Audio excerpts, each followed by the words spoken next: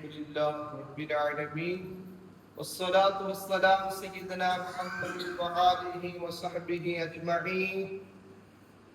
அளவற்ற அருளாளனும் நிகரற்ற பேரன்புடையனுமாகிய அல்லாஹ் ஒருவனுக்கே அனைத்து புகழும் உண்டாகட்டுமாக.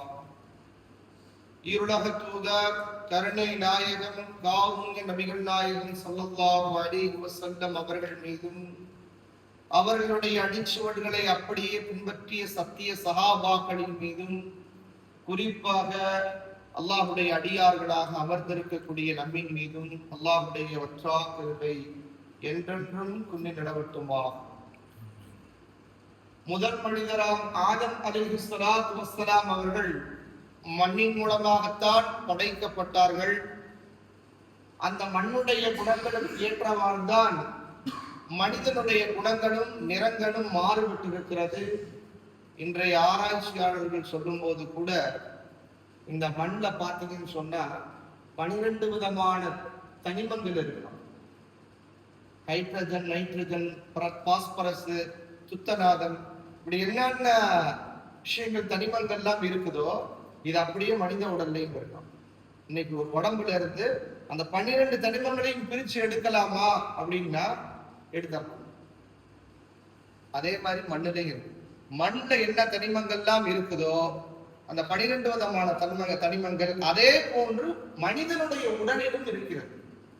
மனிதன் எதன் மூலமாக படைக்கப்பட்டான் என்பது நிரூபிக்கப்படுகிறது என்று சொன்னால் மண்ணின் மூலமாகத்தான் படைக்கப்பட்டான்.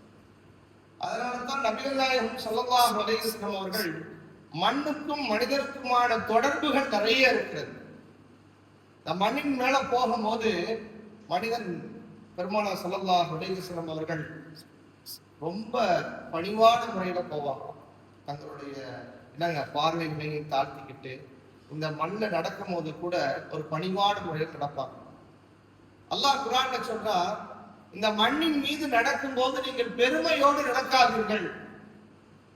வலா தம்ஷி ஃபில் அர்தி மரஹா, நீங்க என்ன பண்ணாதீங்க, பெருமையோடு நடக்காதீங்க. அந்த மண்ணு அல்லாஹ் தஆலா அந்த மண்ணுக்கான மனிதனுக்கான தொடர்புகள் நிறைய இருக்கு. இது எங்க போய் முடியும் அப்படின்னு சொன்னா, மண்ணால படைக்கப்பட்டவன் கடைசியில எங்க போறாங்க, மண்ணுக்கு தான் போறாங்க. அந்த மண்ணுக்கு கபர் குழிக்கு கொண்டு போகிறதுக்கு முன்னாடி ஒரு மனிதனுடைய ரூஹ் எப்படி கைப்பற்றப்படுது, ஒரு கடைசி நேரத்துல அந்த சக்கராத்துடைய வேதனை எப்படி இருக்கும். நபிகள் நாயகம் ஸல்லல்லாஹு அலைஹி வஸல்லம் அவர்கள் தங்களுடைய சக்கராத்துடைய நேரத்துல எப்படி இருந்தாங்க.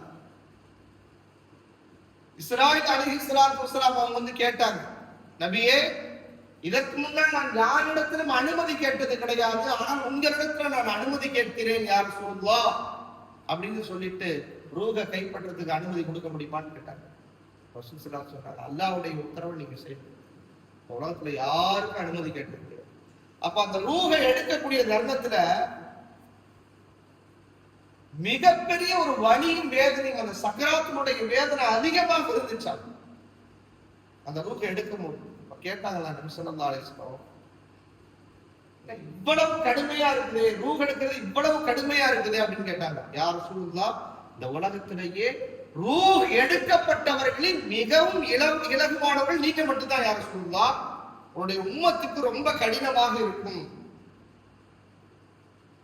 ரசூல் ஸல்லல்லாஹு அலைஹி வஸல்லம் சொன்னாங்க, என்னுடைய சமுதாயத்தினுடைய ஒட்டுமொத்த வேதனை எனக்கு கொடுத்துருங்க அப்படின்னா. யாரு சொல்றோம் அந்த வார்த்தை? நபி ஸல்லல்லாஹு அலைஹி வஸல்லம் சொன்னாங்க, ஒட்டுமொத்த வேதனை இந்த உலகத்துல யாரெல்லாம் பிறக்க போறாங்களோ என்னுடைய சமுதாயத்தினுடைய என்னுடைய உம்மத்துடைய எல்லா வேதனையும் எனக்கு கொடுத்துருங்க, சக்கராத்துடைய வேதனை எனக்கு கொடுத்துருங்கன்னா நபி ஸல்லல்லாஹு அலைஹி வஸல்லம். அல்லாஹ் குர்ஆன்ல சொல்றான், இதா பலகத்தில் ஹுல்கும் வஅன்தும் ஹீனைதின் தன்துரூன், நீங்கள் பார்த்து கொண்டிருக்கக்கூடிய நிலைமையில் உங்களுடைய தொண்டை குழியை எட்டும் போது ரூஹ் எங்க இருந்து பிரியும், அந்த தொண்டை குழி அடைச்சு போய் அந்த தொண்டை குழி அடையக்கூடிய நேரத்துல ரூஹ் கைப்பற்றப்படும் என்பதாக சொல்றான்.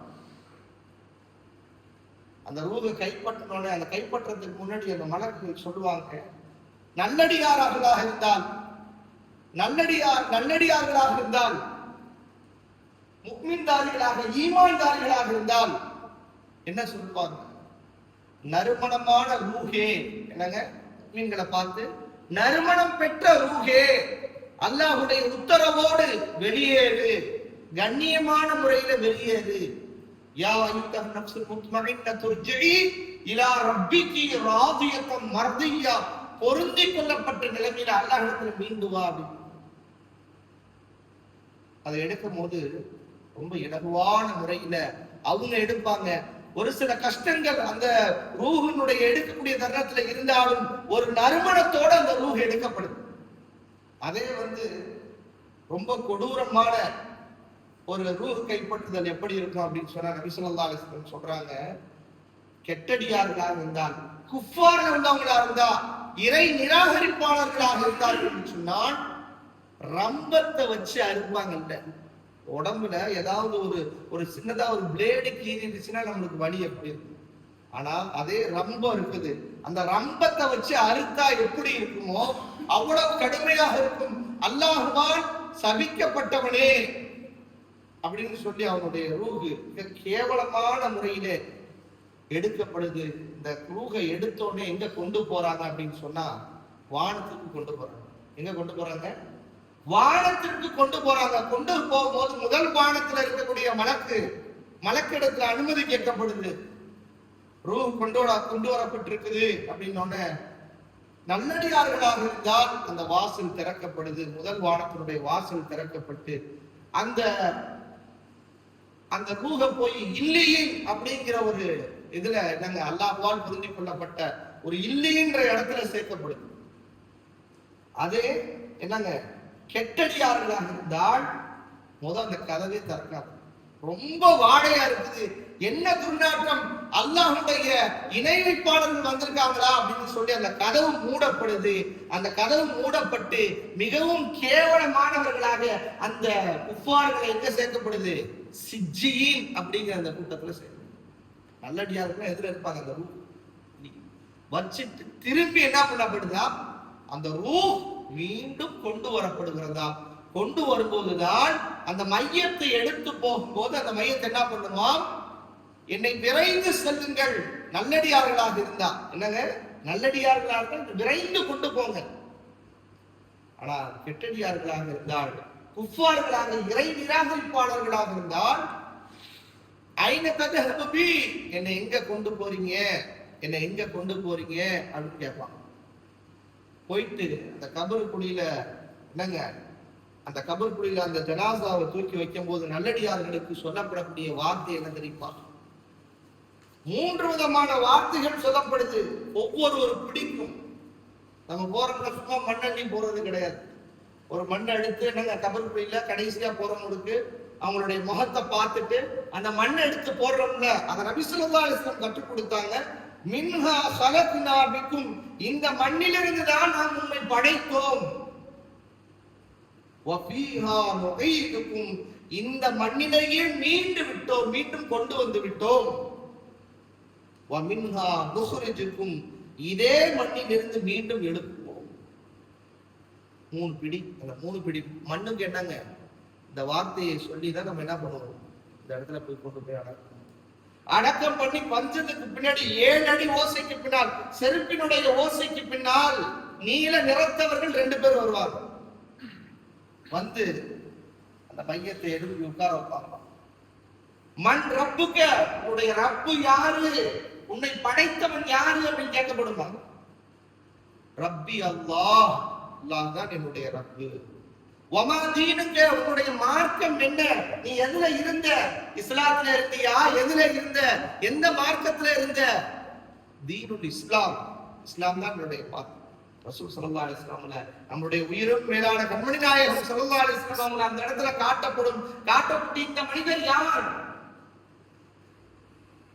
அஷ்ஹது அல்லா இலாஹ இல்லல்லாஹ் வ அஷ்ஹது அன்ன முஹம்மதுர் ரசூலுல்லாஹ், அல்லாஹ்வுடைய இறை தூதர் என்று நான் சாட்சி சொல்றேன்னு சொல்லி அந்த கபர்ல நம்ம ரசூல் ஸல்லல்லாஹு அலைஹி வஸல்லம் அப்பதான் பார்ப்போம். அதுக்கு முன்னாடியே நம்ம எதுல பார்க்கணும்? கனவுல பார்க்கணும். ரசூல் ஸல்லல்லாஹு அலைஹி வஸல்லம் பெரிய பாக்கியம். பெரிய ஸலவாத் ஓதிக்கிட்டே இருந்தோம். நபி ஸல்லல்லாஹு அலைஹி வஸல்லம் அவர்கள் மீது அல்லாஹும்ம ஸல்லி அலா ஸையிதினா முஹம்மது வ அலா ஆலி ஸையிதினா முஹம்மது கமா ஸல்லைத அலா இப்ராஹீம் வ அலா ஆலி இப்ராஹீம் இன்னக ஹமீதும் மஜீத் அப்படிங்கிற அந்த ஸலவாத் இருக்குல்ல, அந்த ஸலவாத்தை ஓதிக்கிட்டே இருந்தோம்னு சொன்னா யாரை பார்க்கலாம்?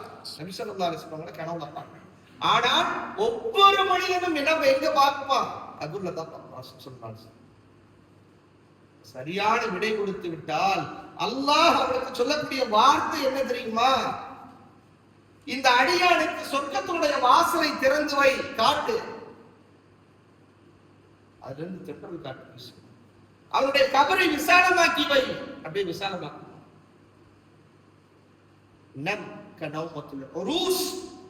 புதுமண தம்பதிகள் புதுசா கல்யாணம் இருக்காங்கல்ல, அவங்க எப்படி தூங்குவாங்க, எவ்வளவு நிம்மதியா தூங்குவாங்க. நபி ஸல்லல்லாஹு அலைஹி வஸல்லம் அந்த வார்த்தையை சொன்னாங்க. இந்த வார்த்தையை யார் சொல்லுவாங்களா? மலக்கு சொல்லுவாங்களா? புதுமண தம்பதிகள் உறங்குவதை போன்று உறங்கு.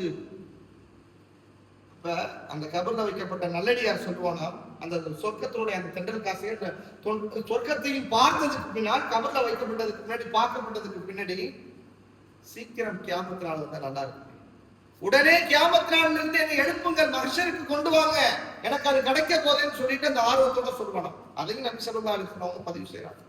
அந்த கபரில் நடக்கக்கூடிய விஷயம். இதே கெட்டடியார்களாக இருந்தால் இதே கேள்வி கேட்கப்படும். என்னுடைய கை சேதம் சொல்லி நரகத்தினுடைய படுகொலை, அந்த நரகத்தினுடைய காட்சி எல்லாம் காட்டப்படும். அவனுக்கு கேவலமான ஒரு மிகப்பெரிய வேதனை அவனுக்கு கொடுக்கப்படுவதாக நபிகள் நாயகம் ஸல்லல்லாஹு அலைஹி வஸல்லம். இது இந்த வாழ்க்கை என்பது, இந்த உலகத்துல ஒரு மனுஷன் 63 வருஷம் வாழ்ந்தாலும் சரி, 73 வருஷம் வாழ்ந்தாலும் சரி, அவனுடைய நல்ல அமல்கள் எல்லாம் சேர்த்து கொண்டே வரப்படுது. ஒரு நல்ல அமல் செஞ்சுட்டோம் அப்படின்னு சொன்னா, ஒரு நல்ல அமலை பற்றி நம்ம சிந்திக்கிறோம் அப்படின்னு சொன்னா கூட மலக்குமார்களுக்கு என்ன வாட வருமா? நல்ல நறுமணம் வருமா? 2 மலக்குகளுக்கு என்ன நறுமணம் வருமா? நம்ம நல்லதை பத்தி சிந்திச்சோம்னா நல்ல நறுமணம் வருமா? கெட்ட விஷயத்தை சிந்திக்கிறாங்க, தவறான பாதையில போறதை பத்தி சிந்திச்சாங்கன்னு சொன்னா துர்நாற்றம் வருமா? யாருக்கு? மலக்குகள். அப்ப நபி ஸல்லல்லாஹு அலைஹி வஸல்லம் சொன்னாங்க, ஒரு நல்ல அமல் ஒருத்தன் செய்யறான் அப்படின்னா உடனே எழுதப்படுதான். ஒருத்தன் நல்லது செஞ்சுட்டா, ரோட்ல போறாங்க, ஒரு கல்லை தூக்கி அகற்றி போடாங்க, அதுவும் நன்மைதான். ஒருத்தவங்களை பார்க்கறாங்க, பார்த்து சிரிக்கிறாங்க, சிரிச்சு வாங்க, அவங்களுக்கு கண்ணியத்தை கொடுக்குறாங்க, மரியாதை கொடுக்குறாங்கன்னா அதுவும் தர்மம் தான். இது மாதிரி சின்ன சின்ன விஷயங்களும் கூட, நல்ல விஷயங்களும் கூட ஒரு தக்தீர்ல என்ன பண்ணப்படுது, நம்மளுடைய இதுல எழுதப்படுது, ஓடைகள்ல எழுதப்படுது. எழுதப்பட்டதுக்கு பின்னாடி ஏதாவது ஒரு பாவத்தை செய்யறாங்க. அந்த பாவம் செய்யும் போது அந்த பாவத்தை மலக்குமார்கள், இடது பக்கமாக இருக்கக்கூடிய மலக்குமார்கள் என்ன பண்றாங்க? எழுதுறதுக்கு யோசிக்கிறாங்க.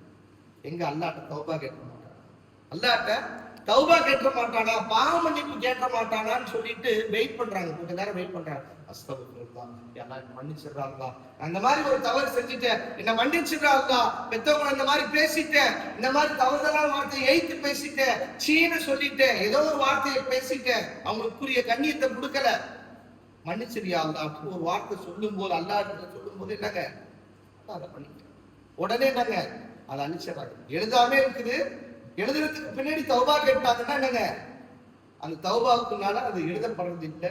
ஆனால் ஒரு கால் எழுதப்பட்டிருந்தது அப்படின்னு சொன்னா அவங்க தௌபா கேட்பது மூலமாக அல்லாஹ் சுத்தலா அவர்களுடைய பாவங்களை அல்லாஹ் மன்னிக்கிறார். அப்ப நோம்பினுடைய காலகட்டத்துல நம்ம செய்யக்கூடிய ஒவ்வொரு அமல்களும் இம்பார்ட்டன்டான விஷயம், எல்லாமே இம்பார்ட்டன்ட் தான். நம்ம பிஸ்மில்லா சொல்றதுல இருந்து, தஸ்பீஹ் செய்யறதுல இருந்து, என்னங்க சுஜூது செய்யறதுல இருந்து, அல்லாஹ் ஒருவனுக்காக நம்ம சுஜூது செய்யறோம், அல்லாஹ் ஒருவனுக்காக என்ன பண்றோம், நெத்திய கீழே வைக்கிறோம். அப்ப அது எப்படி இருக்கணும்? கரெக்டா இருக்கும். சும்மா கொத்திட்டு இப்படி வெடுக்குன்னு எடுக்கிறது கிடையாது. நபி ஸல்லல்லாஹு அலைஹி வஸல்லம் சொன்னாங்கல்ல, உங்களுடைய தொழுகைகள்ல திருடாதீங்க அப்படின்னு சொன்னாங்க. தொழுகையை திருடுறதுன்னா என்ன? தொழுகையில திருடுறதுன்னா என்னங்க? அதாவது சுஜூது செய்யறது, சுஜூது செஞ்சுட்டு டக்கு கொத்தி எடுக்கிறது, அதே மாதிரி ருக்கு சுஜூதுலாம் ஒழுங்கா செய்யறது கிடையாது. இந்த மாதிரி விஷயங்களும் என்னங்க திருடுதல். நபி ஸல்லல்லாஹு அலைஹி வஸல்லம் சொன்னாங்க, தொழுகையில திருடாது. அப்ப இந்த காலகட்டத்தை, இந்த நோம்பினுடைய காலகட்டத்தை சரியான முறையில் பயன்படுத்துவதற்கு அல்லாஹ் தௌஃபீக் செய்வானாக. வாஹிர் தஅவானா அல்ஹம்துலில்லாஹி ரப்பில் ஆலமீன். அஸ்ஸலாமு அலைக்கும் வரஹ்மத்துல்லாஹி வபரகாத்துஹு.